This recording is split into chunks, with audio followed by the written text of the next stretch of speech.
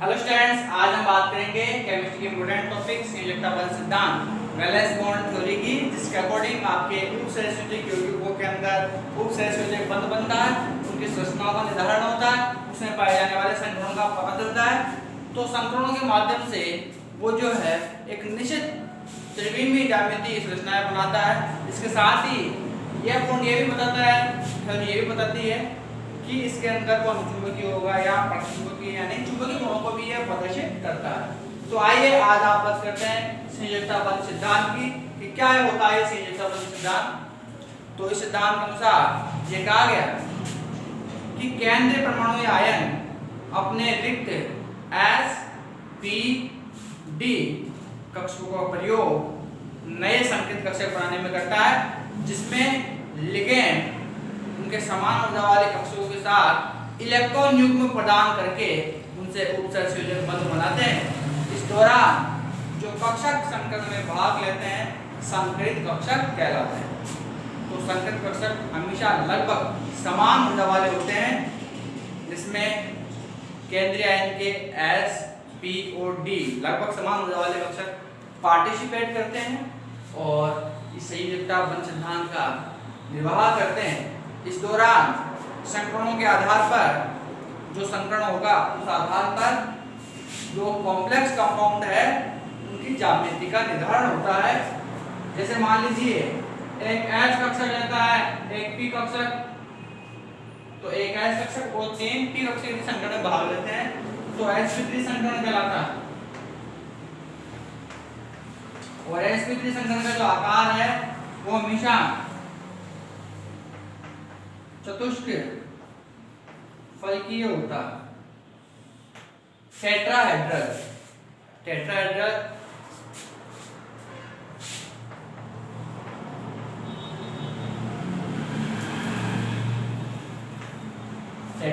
Structure होता है। यदि संकरण DsP2 यानी एक D कक्षक, एक S कक्षक और 2 P कक्षक यदि भाग लेते हैं तो उसको अपन DsP2 संकरण कहते हैं। इससे जो संरचनाएं बनेगी वो वर्गाकार समतलीय उसकी संरचना होगी स्क्वायर प्लेनर।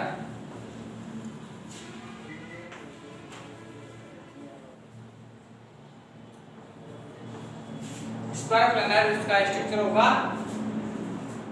यदि संकरण D2sp3 संकरण होता है तो D2 यानी अंदर वाले D कक्षक भाग ले रहे हैं। इसमें अंदर वाले का मतलब क्या है कि n-1 D कक्षक भाग ले रहा है, जिनमें लेता है उसे हम आंतरिक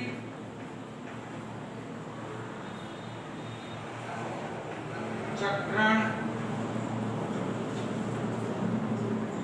संकुल कहते हैं, जिसमें n-1 यानी अंदर वाला D कक्षक पार्टिसिपेट करता है। और इसमें जो संरचना बनेगी वो होगी आपकी अष्ट फलकीय संरचना होगी, ऑक्टाहेड्रल।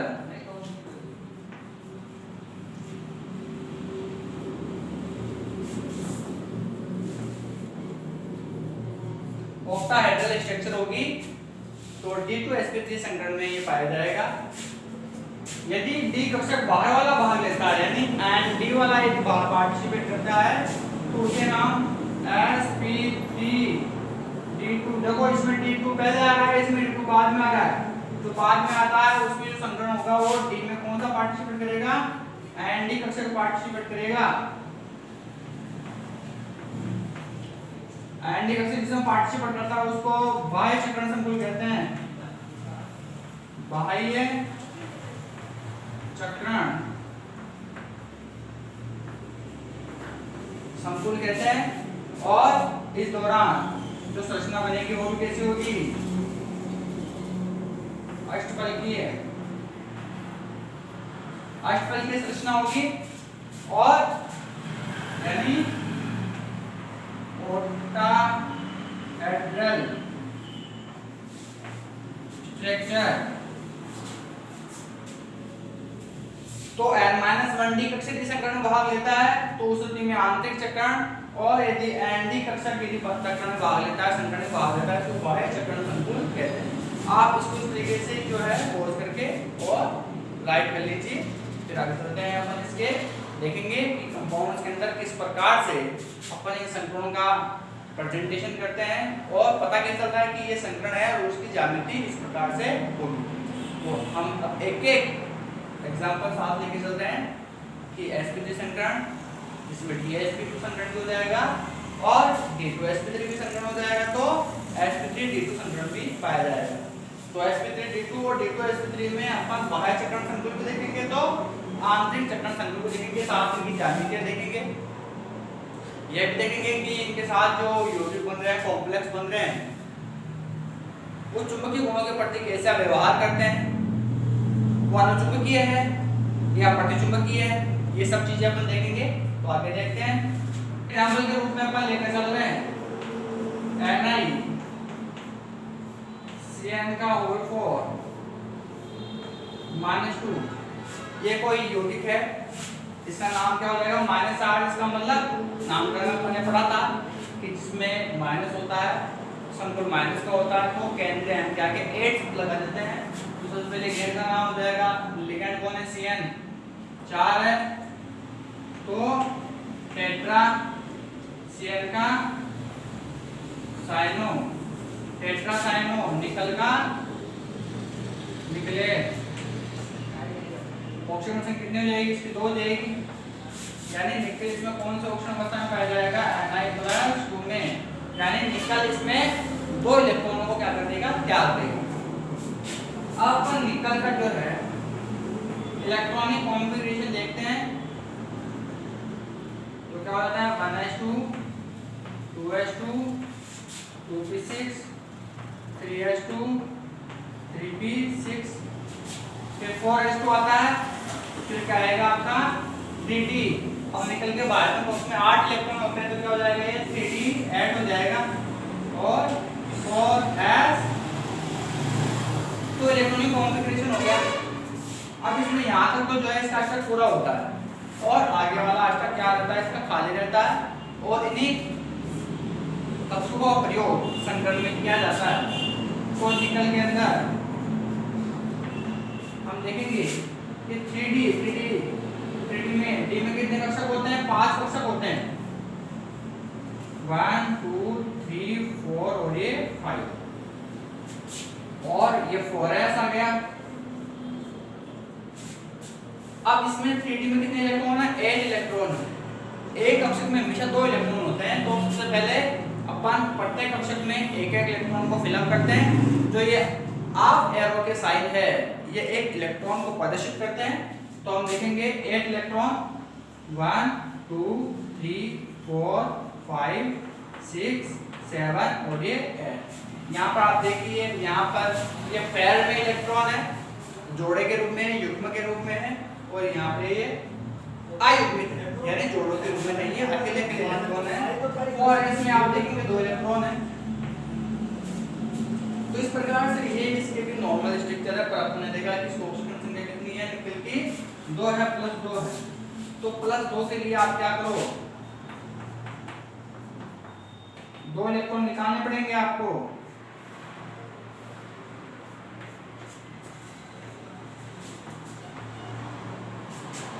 तो 1 2 3 4 5 6 7 और ये 8 इलेक्ट्रॉन, और 4s में से 2 इलेक्ट्रॉन थे, ये आपने यहाँ से बाहर निकाल दिए।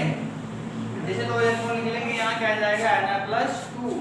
तो +2 का मतलब क्या है, 2 इलेक्ट्रॉनों का निकलना। अब आप देखिए इसमें इलेक्ट्रॉन कितने खाली है, कक्षक कितने खाली है, 2 4s खाली है, और ये एक एक इलेक्ट्रॉन इनमें। आप देखेंगे कि लिगेंड किस प्रकृति का है। यहाँ पर CN जो लिगेंड है वो कौन सी प्रकृति का है, प्रबल प्रकृति का है, यानी CN प्रबल लिगेंड है। तो प्रबल लिगेंडों में CN है, N2 है नाइट्राइटो, एथिलीन डाइमीन EN है, CN साइनाइड है। ये जो लिगेंड है ये सब कौन से प्रकृति के होते हैं, प्रबल लिगेंड होते हैं। ऐसे लिगेंड जो कि केंद्रीय आयन, जैसे केंद्रीय आयन में कौन है, निकल है, केंद्रीय आयन के इलेक्ट्रॉनों को क्या कर दे, युग्मित कर दे। ये इलेक्ट्रॉन किस करके किसमें चला जाएगा, इसमें चला जाएगा।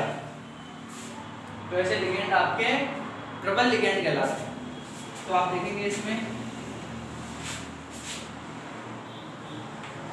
NiCN का होल 4 -2 के अंदर आप देखोगे कि 3D 1 2 3 4 और ये 5 और ये 4s। अब ये इलेक्ट्रॉन क्या हो जाएगा, 1 2 3 4 5 6 7 और ये 8। अब CN ट्रिपल लिगेंड होने के कारण इस इलेक्ट्रॉन क्या कर देगा, यहाँ पर युग्मित कर देगा। तो ये इलेक्ट्रॉन यहाँ से कहाँ चला जाएगा, यहाँ चला जाएगा। तो ये युग्मित हो गया, युग्मित होते ही क्या हो जाएगा, ये यहाँ पर खाली हो जाएगा कक्षक। तो एक कक्षक यहाँ खाली हो गया D में, एक S का कक्षक खाली हो गया। अब अपने पास में जो लिगेंड है वो कितने हैं, 4 है। CN कितने हैं यहाँ पर, 4 है। तो दो तो यहाँ पर काम में जाएंगे, परंतु आगे कक्षक भी तो खाली पड़े हैं। 4D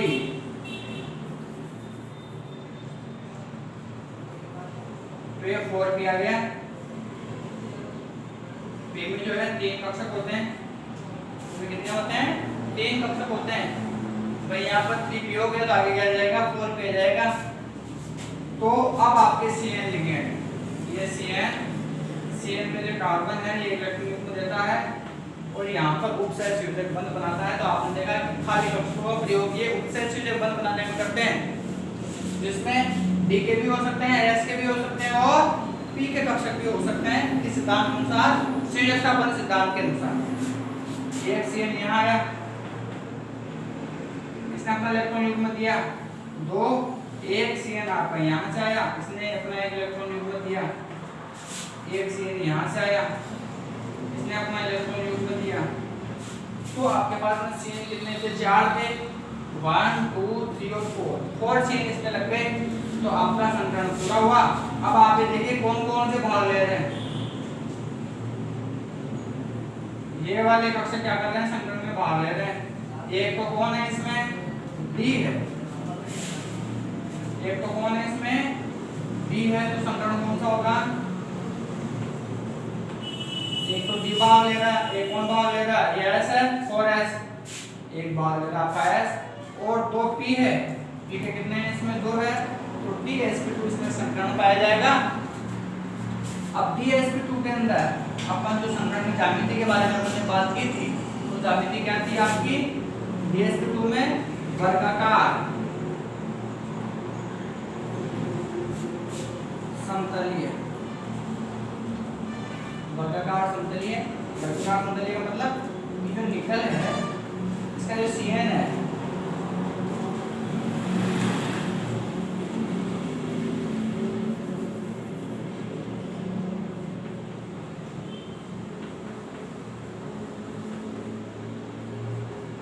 यह वर्गाकार स्थितियों पर है।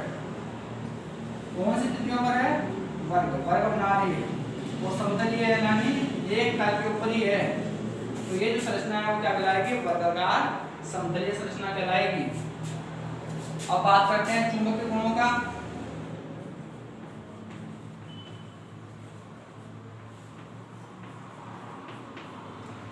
चुंबकीय गुणों में अपन देखेंगे कि सारे के सारे देखो इलेक्ट्रॉन, सारे के सारे इलेक्ट्रॉन कैसे हैं, युग्मित है। और यदि सारे के सारे इलेक्ट्रॉन यदि युग्मित होते हैं तो ऐसे यौगिक प्रतिचुंबकीय यौगिक होते हैं। यदि एक भी कक्षक में अयुग्मित इलेक्ट्रॉन यानी अकेला इलेक्ट्रॉन है तो वो अनुचुंबकीय होगा। तो इसमें सारे कंपाउंड में सारे में क्या है, युग्मित इलेक्ट्रॉन किस प्रकृति का होगा, प्रतिचुंबकीय प्रकृति का होगा।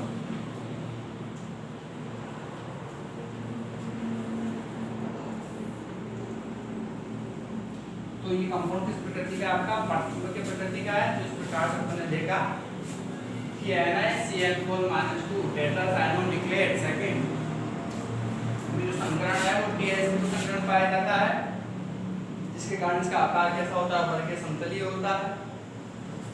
और एक भी इलेक्ट्रॉन इसमें अयुग्मित ना होने के कारण, सभी इलेक्ट्रॉन युग्मित होने के कारण यह प्रतिचुंबकीय व्यवहार प्रदर्शित करता है, जिसमें CN लिगेंड प्रबल क्षेत्र लिगेंड है और ये इलेक्ट्रॉनों क्या कर देता है, युग्मन कर देता है।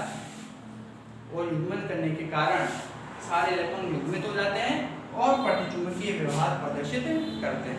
ओके, अब हम देखेंगे आगे की ओर, अगले एग्जांपल की तरफ बढ़ते हैं। एग्जांपल की बात करते हैं अपन NiCl4 -2 NiCl4 -2, नाम करो इसका माइनस है तो निकलेट हो जाएगा 4 क्लोरीन तो टेट्रा क्लोरो और निकलेट क्या हो जाएगा, निकलेट और माइनस का चार्ज है तो उसका मतलब क्या होगा, यहाँ ऑप्शन पे कितनी हो गई, यहाँ पर 2 गई। कैलकुलेशन का नाम मैंने ऑक्सीजन संख्या की आपको पहले पिछले वाले वीडियो में बताई थी, उसको आप देखिए दोबारा अच्छी तरीके से समझिए। उसके बाद में अपना ये जो ग्रेविटी है उसका आपका ऑक्सीजन स्टेट यहाँ पता कर सकते हैं। तो इसमें वो निकल के +2 ऑक्सीजन अवस्था। अब निकल के अंदर मैंने आपको बताया था कि निकल में +2 स्थिति के अंदर जो डी कक्षक है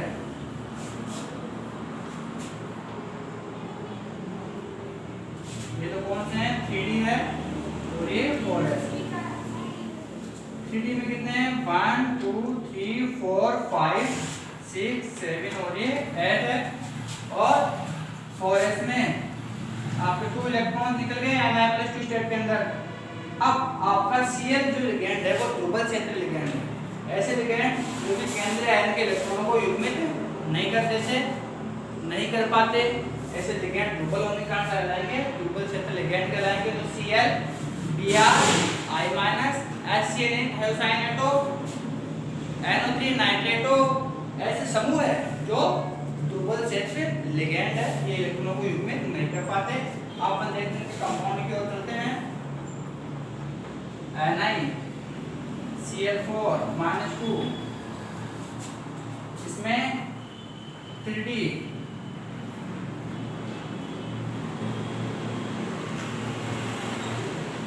और ये 4s और यहाँ पर 40।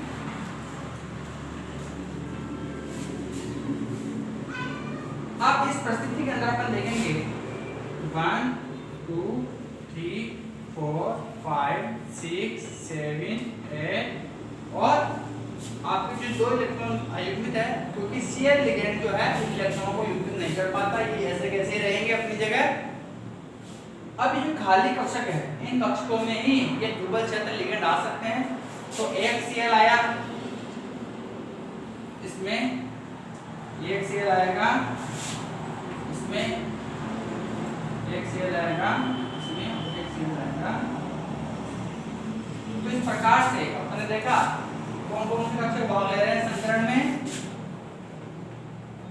जो भी उपसेचुक इलेक्ट्रॉन बनाते हैं कक्षक वो सब क्या है, संपीड़ित कक्षक है, जिसमें केंद्रीय आयन के sp3 कक्षक है और लिगेंड के इलेक्ट्रॉन युग्म के साथ क्या बना रहे हैं, उपसेचुक बंध बना रहे हैं। तो ये इसके संपीड़ित कक्षक में तो संकरण किस प्रकार का हुआ, संकरण में एक तो 4s का यानी s कक्षक है और 3 किसके हैं, p के हैं, वो 3 p के sp3 संकरण कौन सा है इसमें, sp3 है। और sp3 संकरण जब होगा तो ज्यामिति कैसी होगी, चतुष्फल की होगी। चतुष्फलक बनाओ इसके Ni एक Cl ऊपर एक Cl इधर एक Cl इधर और एक Cl इधर, आपस में इन चारों को जोड़ लो और डॉटेड लाइन से एक छोड़कर एक को जोड़ लो। तो ये जो संरचना है कैसी संरचना है, चतुष्फलकीय चतुष्फलकीय संरचना है। अब अपन देखेंगे कि चुंबकीय बलों को ये प्रदर्शित कर पाते हैं या नहीं कर पाते हैं। तो अपन देखेंगे सारे इलेक्ट्रॉन युग्मित है, परंतु दो इलेक्ट्रॉन जो है अयुग्मित इलेक्ट्रॉन है, ये वाला इलेक्ट्रॉन और ये वाला इलेक्ट्रॉन अयुग्मित है। एक एक इलेक्ट्रॉन से एक एक होने पर हमेशा क्या होगा, यौगिक अनुचुंबकीय होगा। तो चुंबकीय गुणों की बात करें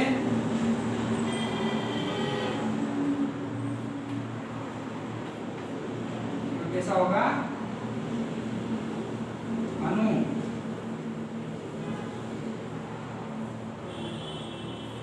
अनुचुंबकीय गुण प्रदर्शित करता है।